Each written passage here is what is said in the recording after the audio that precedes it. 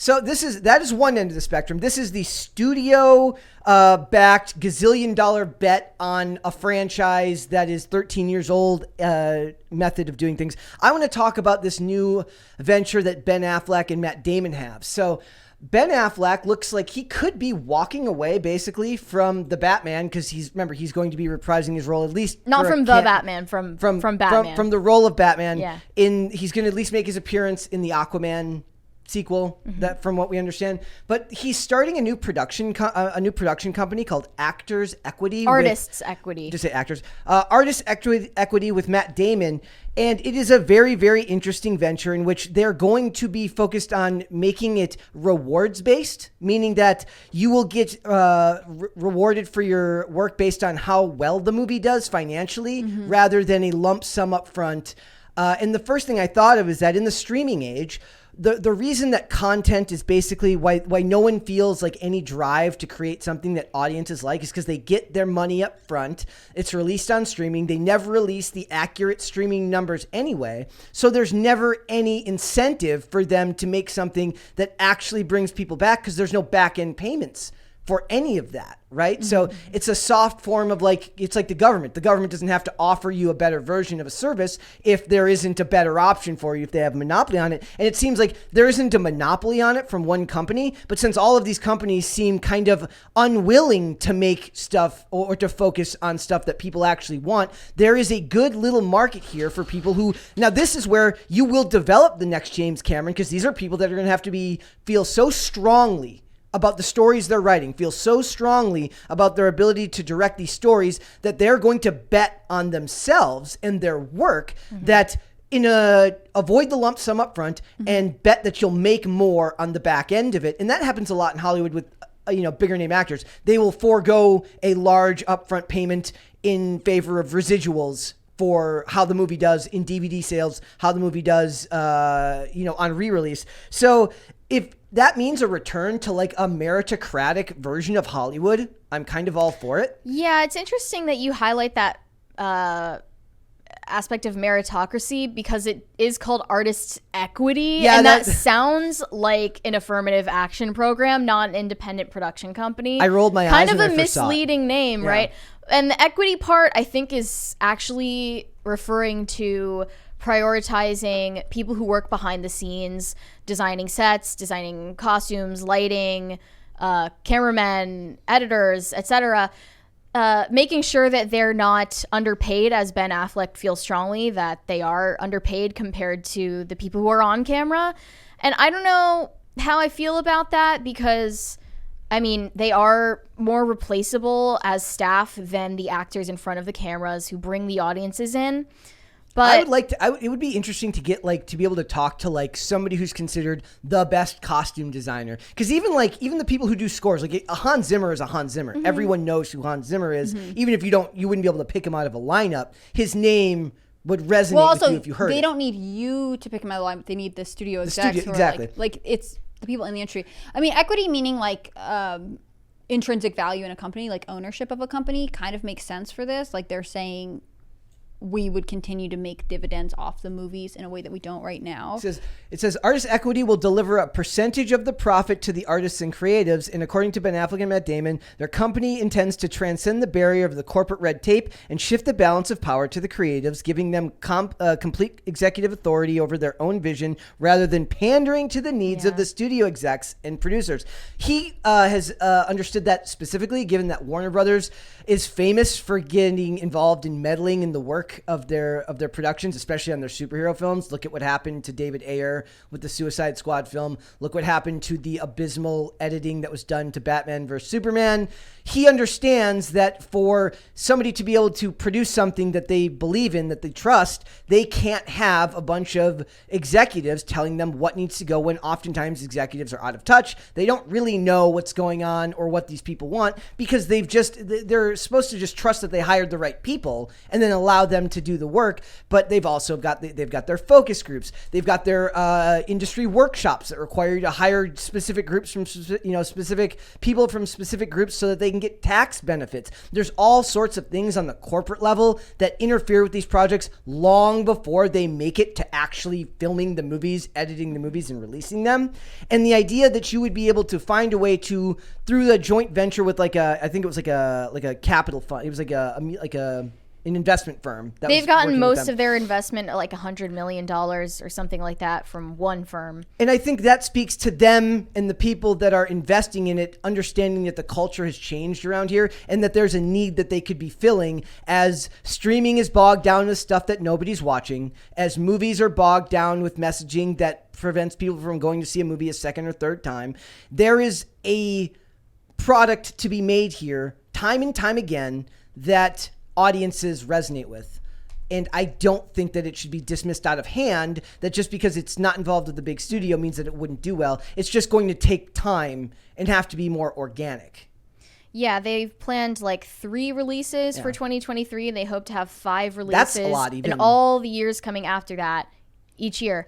And I think another thing that resonates with audiences is that, you know, despite the power that Matt Damon and Ben Affleck's names carry in the industry, they've decided to equal the playing field in at least an attempt to do so. Mm-hmm.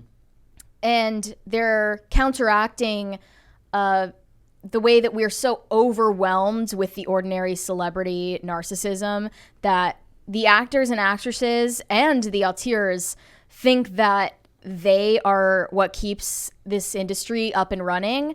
And ultimately, they would not be where they are without the tremendous amount of institutional help from all of these people behind the scenes. So it's nice to show them, you know, giving them some appreciation when they don't have to. They are at the point in their career where they could do whatever they want. Have you ever been to like Hollywood and you see like the celebrities live in their mansions and everybody else lives in like blue collar, not slum housing, but like to live there, to live close to there and not be at that pay scale? Yeah. It's absolutely insane. It's also because the funding model is so much smaller, it's going to fill that need, which I believe needs to be met, which is less bloated $2 billion needed to make a profit movies in more $50 million, give somebody $25-50 million with a vision and allow them to tell good stories. Yeah. Joker was made for $55 million and it made $1 billion at the box office. This could be a breeding ground for that type of story.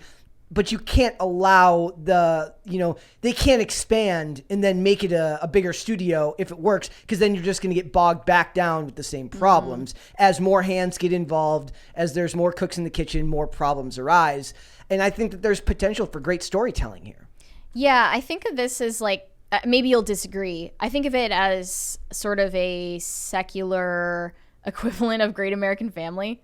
Yeah, there are more of these independent production companies cropping up because I think of Blumhouse. The big studios aren't performing to where we should expect. And, they're about to make a bunch of profitable movies, mainly focusing on family, on traditional marriage, as they said, and like wholesome like Christmas movies that are going to make money because they're so low budget, and there is an audience that will find them. Yeah. So, or Blumhouse. I mean, that's not what I'm looking for. Maybe I'm looking for more like horror films, like you're saying. Yeah, Blumhouse does horror. They understand what their niche is, what their model is, what their budgetary reasons are, constraints are. They stick within that, and they know their audience. It feels like maybe at the studio level, in these bigger studios, they've just gotten so big that they don't understand how to define themselves anymore.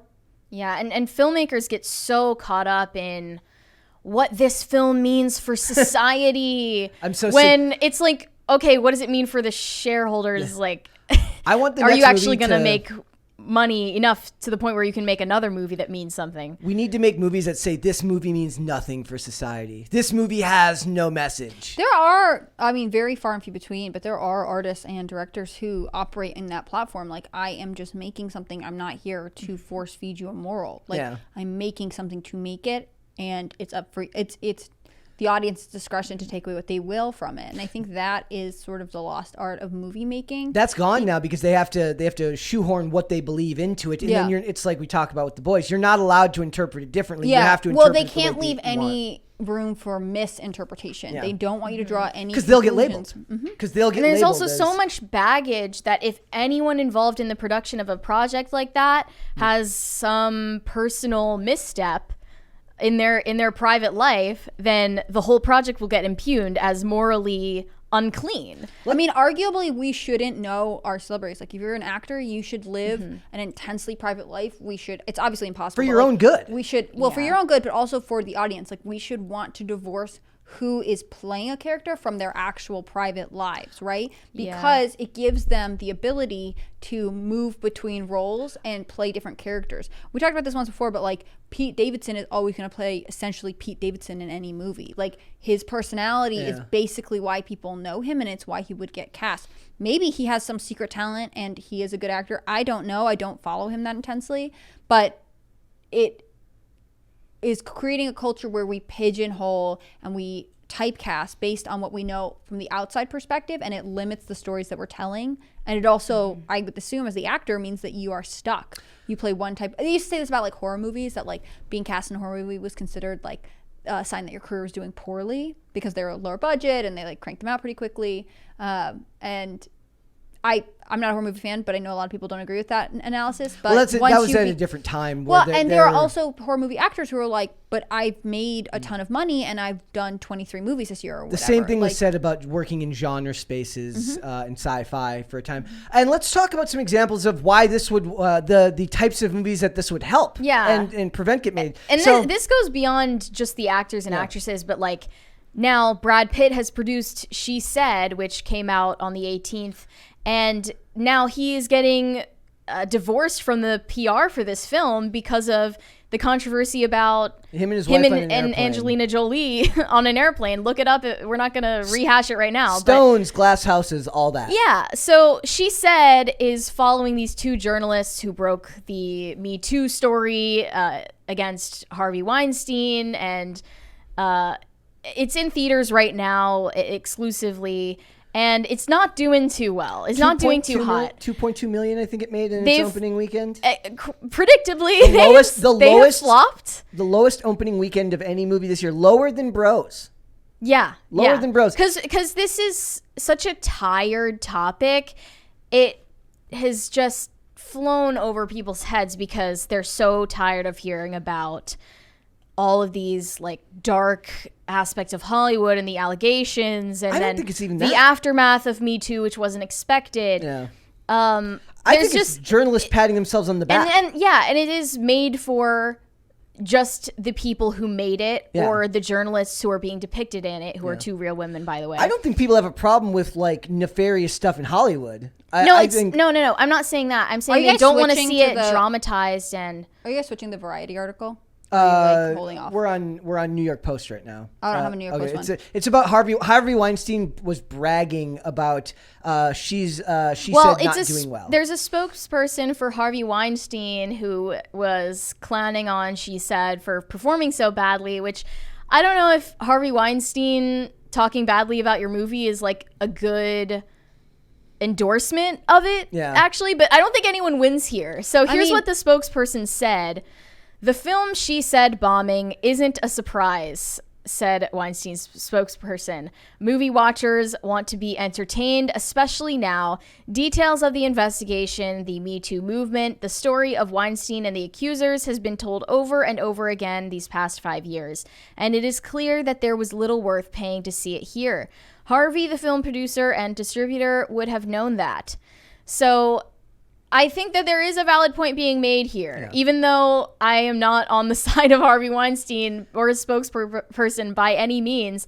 It's true that audiences in the mainstream don't want to see a movie that is...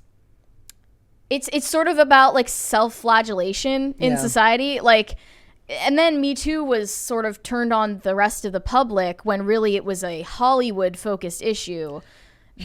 Here's the other thing. This, and what was the name of the other movie? Women Talking. Imagine that movie not doing well. Yeah, there's another movie with an ensemble cast called Women Talking that was about a fundamentalist community reacting to the aftermath of a sexual assault in their society.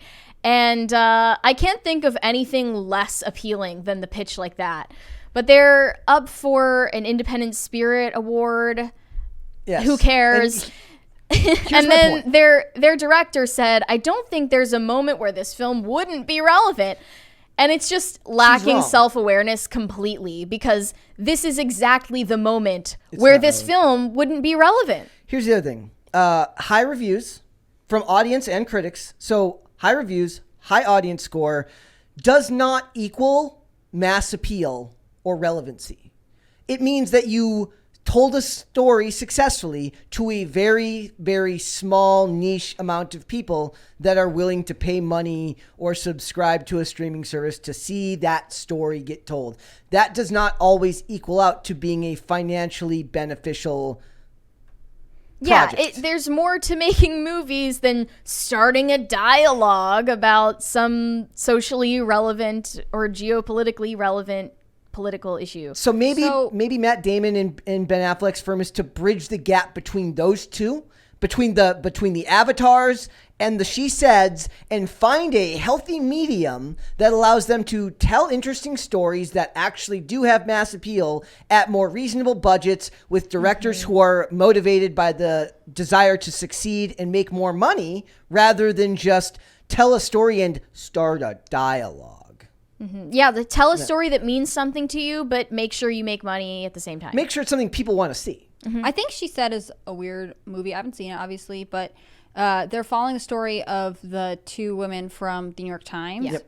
So I haven't seen it. I don't know if you guys are planning to, but the way I remember the Harvey Weinstein story breaking is that Ronan Farrow broke the story majorly. Like, the New York Times published first, but he started an investigation with the New Yorker that was published like a week later. And his investigation, they both overlap, but his was like 10 months and predated theirs. Yeah. So I find the push behind She Said, I know you guys alluded to Brad Pitt's involvement in it, like just another effort to be like, women did the thing. Yay, feminism, here we go. When actually it's like he was like 26 at the time, connected to Hollywood, like, I don't want to say nepotism, but like, 'cause he's a journalist, but like someone who grew up in this industry, who obviously, like, being Woody Allen's son, Woody Allen has some, strange relationships that Farrow, as a reporter, has also talked about publicly.